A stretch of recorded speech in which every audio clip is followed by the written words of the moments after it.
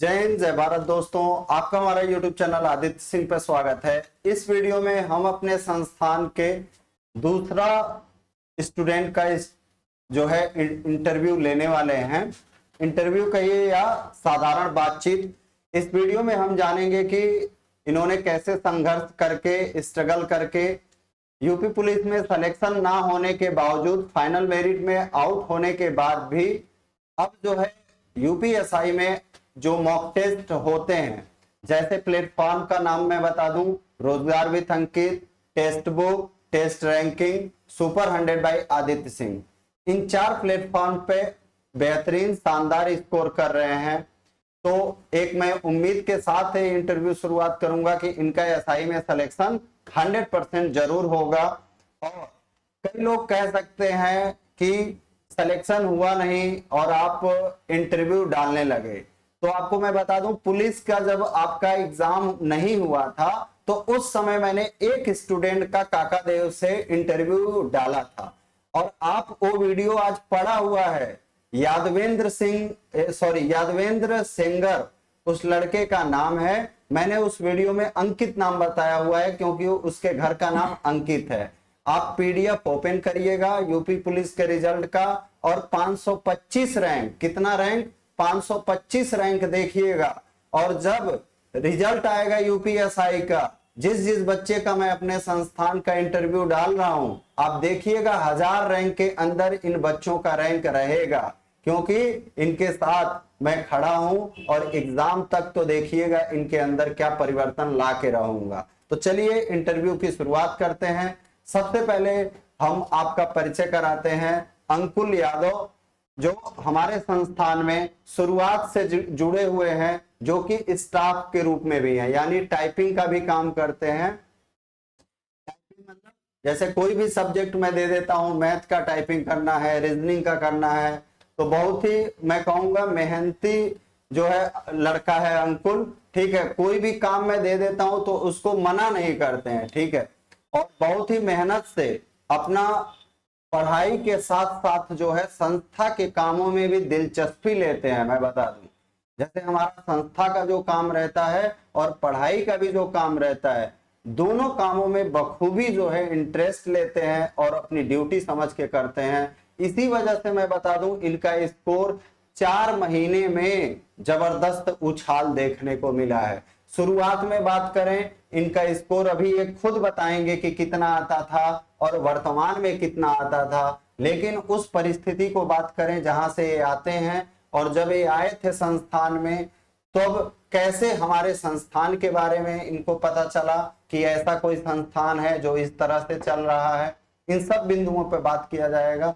तो सबसे पहले अंकुल जो है, आप ये बताइए दर्शकों को कि कैसे जो है आपको सुपर 100 के बारे में पता चला था और आपके घर की जैसे आर्थिक स्थिति भी उतनी अच्छी नहीं थी, तो आप इसके पहले क्या कहीं शहर में जाके रह के तैयारी किए हैं या कहीं ऑफलाइन संस्थान पे तैयारी किए हैं, और यहाँ पे आए तो परेशानियां भी खूब रही हैं, संघर्ष आपको देखना पड़ा है।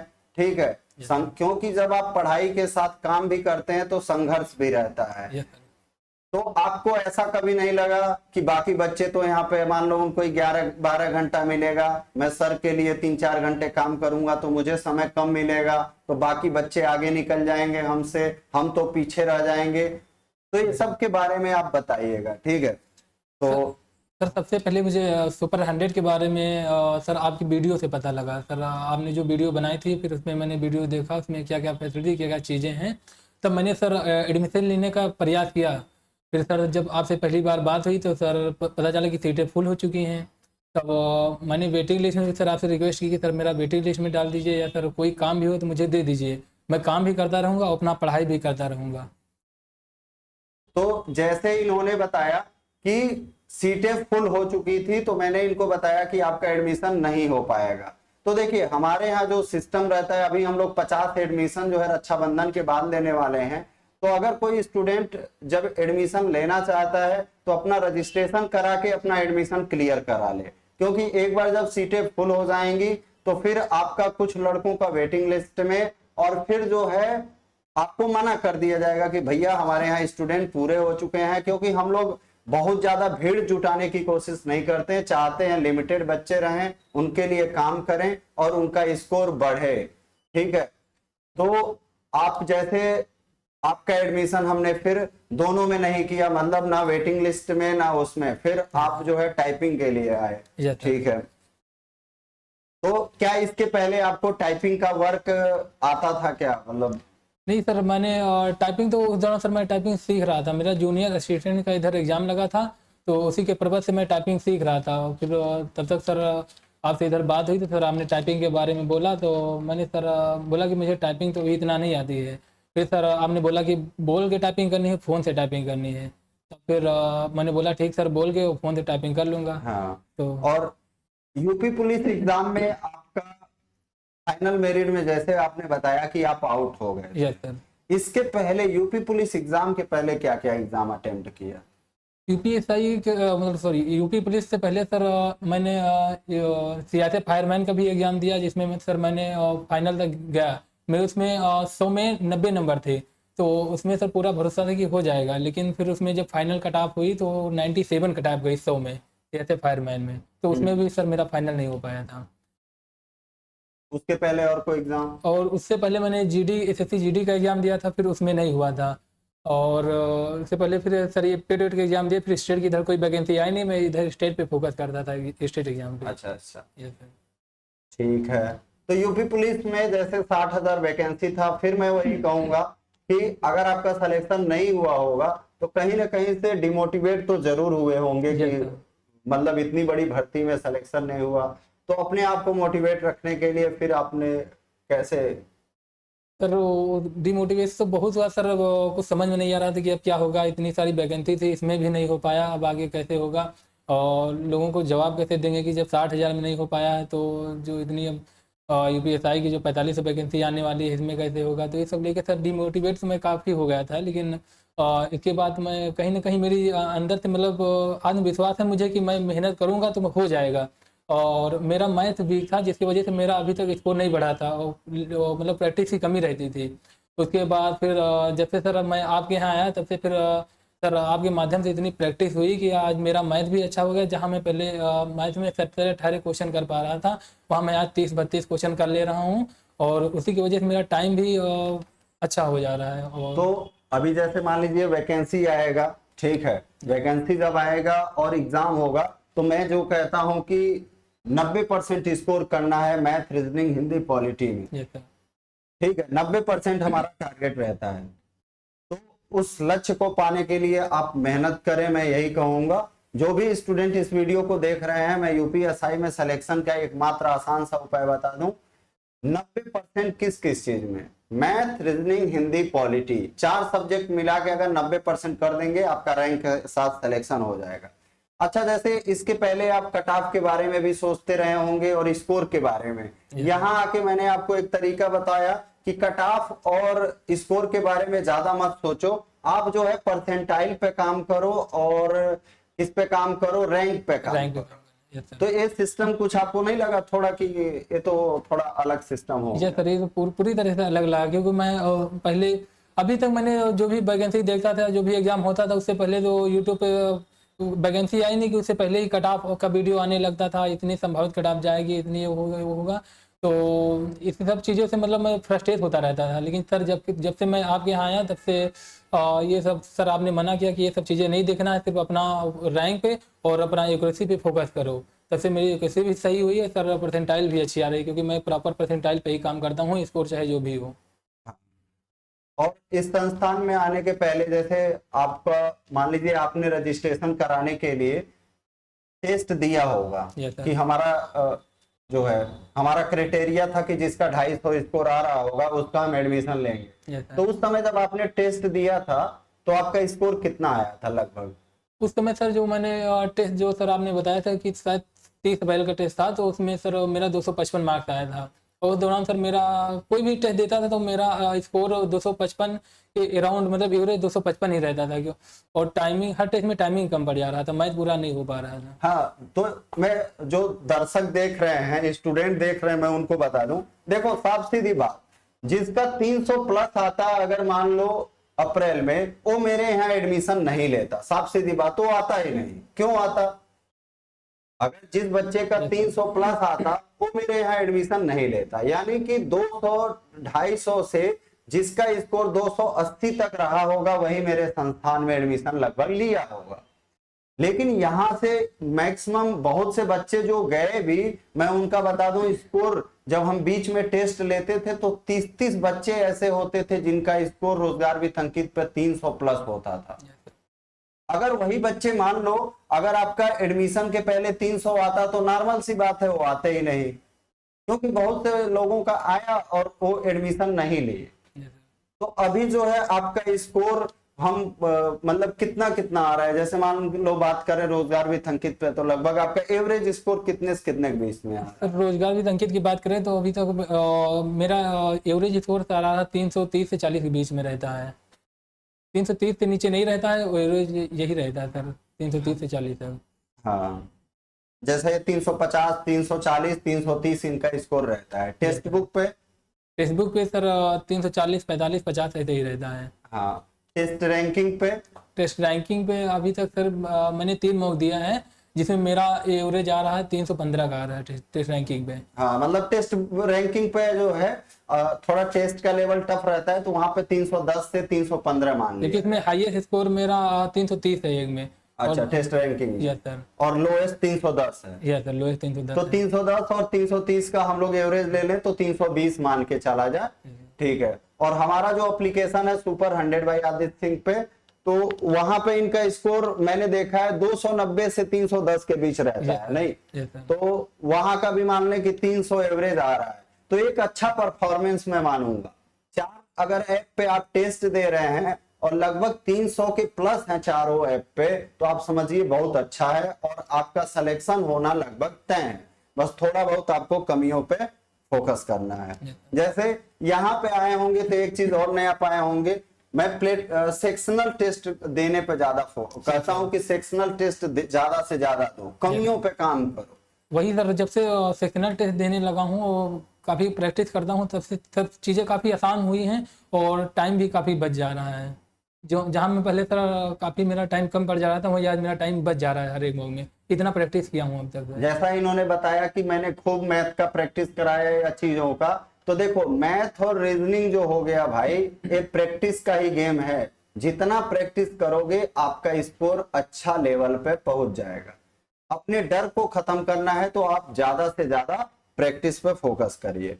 अच्छा, जैसे नए स्टूडेंट अगर इस वीडियो को देख रहे हैं तो उनको आप तैयारी के लिए क्या सजेशन देंगे? पहले एग्जाम पे फोकस करना चाहिए कि हमें सब्जेक्ट पे फोकस करना चाहिए कि जैसे हम 3-4 सब्जेक्ट को पकड़ लें और 1 साल मेहनत करें सब्जेक्ट पे, खूब मेहनत करें, भर्ती उर्ती भूल जाएं कि कौन सी भर्ती आ रही है, हम किसका तैयारी कर रहे हैं। बस हम टारगेट बना लें कि हमें इन 4 सब्जेक्ट पे 80% से 90% अपना पकड़ बना लेना है। मेरा मानना सर यही है कि अगर जो भी नए स्टूडेंट हैं या पहली बार जो तैयारी कर रहे हैं, तो सबसे पहले अपने सब्जेक्ट पे फोकस करें, कोई एग्जाम को टारगेट ना करें। अपना जैसे मैथ, रीजनिंग और जीके एकदम इसको अपना अपर लेवल का बना लें। उसके बाद अपना उसके साथ साथ अपना पीवाईक्यू भी अच्छे से लगाएं। फिर उसके बाद जो भी एग्जाम की तैयारी कर रहे हैं उस पर फोकस करें। पहले एक बार अपना अच्छे से सिलेबस चैप्टर वाइज पूरा अच्छे से कवर कर लें। जैसे मान लो आपको समय कम मिलता है बाकी स्टूडेंट से, तो आप चीजों को कैसे मैनेज करते हो? थोड़ा मान लो और लोगों से 3-4 घंटा तो कम ही मिलता है। Yes sir. जैसे जो बच्चे स्टूडेंट के रूप में आए हैं, यस सर।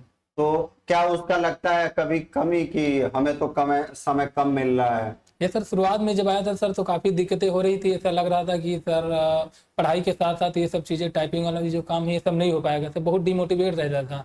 उसके बाद सर धीरे धीरे चीज़ें जब करने लगा तो चीज़ें आसान हुई और आज सर कोई दिक्कत नहीं होती है। मैं अपना टाइम भी निकाल ले रहा हूँ पढ़ाई का और टाइपिंग का भी काम कर ले रहा हूँ।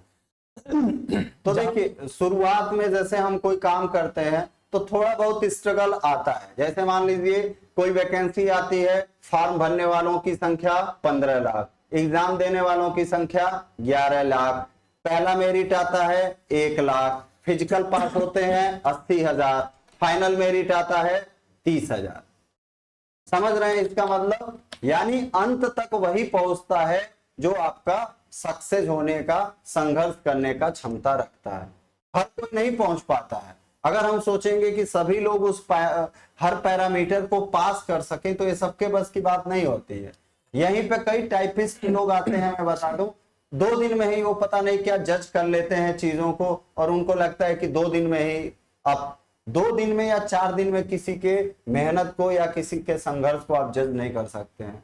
खुद मजबूत बनना चाहिए और कुछ जगहों पे एडॉप्ट करके, स्ट्रगल करके आगे बढ़ने का प्रयास करना चाहिए, ठीक है। क्योंकि मैं बता दूं, गाइडेंस बहुत बड़ी चीज होती है, इस बात को याद रखिएगा। गलत गाइडेंस, ठीक है, आपको अंधे कुएं में गिरा सकती है। आप लगे रहेंगे, मेहनत करते रहेंगे, लेकिन आपका स्कोर नहीं बढ़ेगा। लेकिन अगर आपने सही तरीके पे काम कर लिया, आपका स्कोर कब बढ़ जाएगा आपको पता नहीं चलेगा। तो नया छात्र जैसे आना चाहेगा तो हमारे संस्था पे क्या कहना चाहेंगे, मतलब कि जो सर नए स्टूडेंट आना चाहते हैं तो वो आगे अपना मतलब प्रॉपर अच्छे से सर जितना काम दे रहे हैं सर, उसको अगर उसको डेली पूरा करते हैं तो निश्चित ही किसी न किसी एग्जाम में उनका फाइनल हो जाएगा। सर जितना टारगेट दे रहे हैं, जितना प्रैक्टिस करवा रहे हैं, अगर वही उतना पूरा कर ले रहा, अलग से उसको कुछ पढ़ने की जरूरत ही नहीं रहेगी और सब चीज़ें अच्छी हो जाएंगी। हाँ, तो उम्मीद करता हूं मैं जब रिजल्ट आएगा तो फिर आप लोगों के सामने अंकुल का इंटरव्यू लूंगा, ठीक है। और रिजल्ट के साथ बात किया जाएगा, काम के साथ बात किया जाएगा, और हम जो है हर हफ्ते आप लोगों के लिए एक प्रोग्राम लाने वाले हैं जिसमें मतलब मेरे यहाँ के जितने बच्चे रहेंगे सबका स्कोर आपके सामने शो करूंगा, ठीक है। सबसे बात करूंगा कि कितना किसका स्कोर आया है, किस टेस्ट में आया है। और मैं जैसे पहले बता चुका हूं दोस्तों, कभी भी मैं बाध्य नहीं करता हूं अपने यहाँ स्टूडेंट को। बाकी आप किसी भी प्लेटफॉर्म को, मैं बुराई नहीं कर रहा हूं, लेकिन ये उनकी बुराई ये भी समझ, उनकी कमी कह रहा हूं। कोई भी प्लेटफॉर्म जो है आज तक किसी अन्य प्लेटफॉर्म पर टेस्ट देने को नहीं कहता है, आप देख लीजिएगा। लेकिन मैं ऑन द कैमरा कहता हूं, मेरा भी एप्लीकेशन है, हमने भी बहुत सारे टेस्ट जोड़ रखे हैं, लेकिन मैं आपसे कहता हूं आप मिनिमम 4 प्लेटफॉर्म पर टेस्ट दीजिए, जैसे जिस प्लेटफॉर्म पे बच्चे ज्यादा हो, क्योंकि रिजल्ट आपको बच्चों के बीच में ही लेना है। आप समझिएगा, आपको सिर्फ किसी की चापलूसी, चटकारता या ये करके रिजल्ट नहीं मिलने वाला है। सर मैक्सिमम क्वेश्चन तो आपने पीवाईक्यू से ही मिल रहे हैं, जो भी अदर चैनलों पे जो भी वीकली टेस्ट आ रहे हैं सब अपने पीवाईक्यू से ही मैक्सिमम क्वेश्चन मिल रहे हैं। जैसे अभी बात करें 20 जुलाई का जो RWA का टेस्ट था, उसमें आपने ऐप का 13 जुलाई का मॉक था, उसमें 40 के 40 question as it is RWA के GS वाले क्वेश्चन थे, और हिंदी के भी क्वेश्चन वही थे पीवाईक्यू वाले जो अपने यहाँ टेस्ट में पीवाईक्यू में ऐड हैं। हाँ, तो पीवाईक्यू वाले क्वेश्चन तो ऐसे रहते हैं, लेकिन तब भी जो है अगर एक एग्जाम को किसी स्टूडेंट को देना है तो उसको तो पीवाईक्यू पढ़ा होना ही चाहिए, ठीक है। लेकिन हम कहते हैं कि उन स्टूडेंट के बीच में, जैसे जहां ज्यादा स्टूडेंट हैं, जहां पे टेस्ट अच्छा बन रहा है, तो हम लोग अच्छे तरह से मॉक टेस्ट पे काम कर रहे हैं। आप हमारा मॉक टेस्ट जरूर परचेज करिए हमारे application super 100 by Aditya Singh पे। उस पे अभी आपका ऑफर चल रहा है, आपको 400 में वो मॉक टेस्ट मिलने वाले हैं, और वहां से हूबहू आपको एग्जाम में क्वेश्चन भी मिलने वाले हैं। मैं बता दूं, एग्जाम में आपको सेम टू सेम क्वेश्चन भी मिलने वाले हैं हमारे मॉक टेस्ट से। उसमें हर दूसरे दिन आपका मॉक टेस्ट कराया जाता है, हर सम तारीख को आपका मॉक टेस्ट आता है, और बहुत ही जल्द हम लोग पुलिस का भी मॉक टेस्ट जोड़ेंगे और SSC GD का भी मॉक टेस्ट ऐड करने वाले हैं। तो आप हमारा एप्लीकेशन जरूर इंस्टॉल करिएगा, सुपर 100 बाई आदित्य सिंह। तो अगले इंटरव्यू में मिलते हैं किसी और के साथ। जय हिंद, जय भारत।